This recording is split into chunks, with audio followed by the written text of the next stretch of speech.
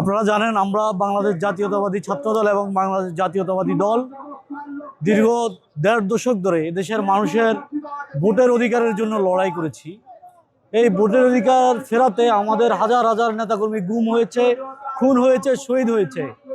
আজ আমাদের এই হাজার হাজার নেতাকর্মীর রক্তের উপর দিয়েই জুলাই আগস্ট গণ অভ্যুত্থান সংগঠিত হয়েছে। জুলাই আগস্ট এই গণ অভ্যুত্থানের সবচেয়ে বড় আকাঙ্ক্ষা ছিল এদেশ আবার একটি গণতন্ত্রের পথে হাঁটবে, এদেশে গণতান্ত্রিকভাবে একটি সরকার নির্বাচিত হবে যারা দেশ পরিচালনা করবে। কিন্তু আমরা দেখতে পেয়েছি যখনই নির্বাচন সামনে আসতেছে ঠিক ষড়যন্ত্রগুলা চারদিকে স্পষ্ট হচ্ছে। এই যে পোস্টাল ব্যালট কেলেঙ্কারি, এটি একটি ষড়যন্ত্রের অংশ, এবং ব্যালট পেপারে দানার শীষের প্রতীকের যে অবস্থান, এটাও আমি মনে করি একটি ষড়যন্ত্রের অংশ।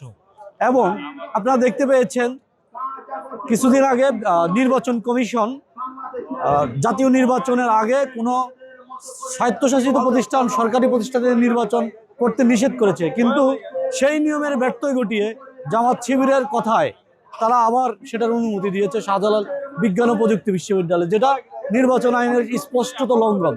এর সাথে সাথে আমি বলতে চাই, যারা ব্যালট নিয়ে ষড়যন্ত্র করতেছে, যারা অন্যের ব্যালট নিজের ঠিকানায় নিয়েছে, তারা ফ্যাসিবাদের দোসর। তারা গুপ্তভাবে আগে ফ্যাসিস্টের সাথে ছিল, এখন ওপেনে ফ্যাসিস্ট আচরণ করতেছে। আমরা বাংলাদেশ জাতীয়তাবাদী ছাত্রদল দত্তহীন কাজে বলতে চাই, যারা এইসব ষড়যন্ত্রে লিপ্ত আমরা তাদেরকে প্রতিহত করব, এবং বাংলাদেশের জনগণের ভোটার অধিকার ফিরিয়ে দেওয়ার জন্য আমরা সব সময় মাঠে সচেষ্ট থাকি।